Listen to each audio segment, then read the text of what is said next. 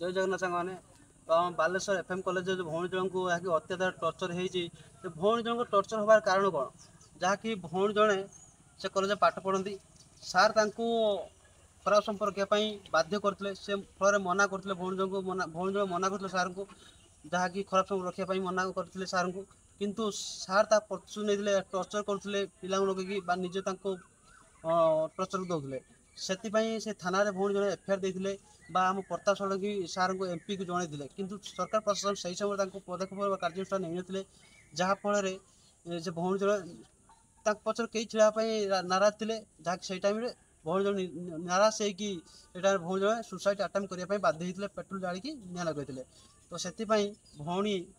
देहांत आज 2 दिन देहांत होगा भौणीकर कि पचर दायी किए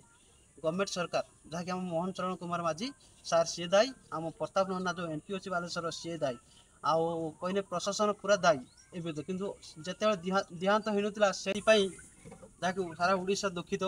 भौणी जन जहाँकि भारत बा ओडिशा बंद काली डाकरा दिखाई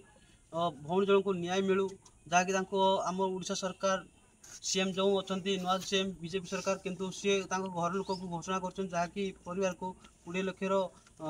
चेक देवे किंतु पैसा देने कौन 20 लाख झील को न्याय मिल जाव किंतु जी दोषी दंड पाया कठोर कठोर दंड पाया उचित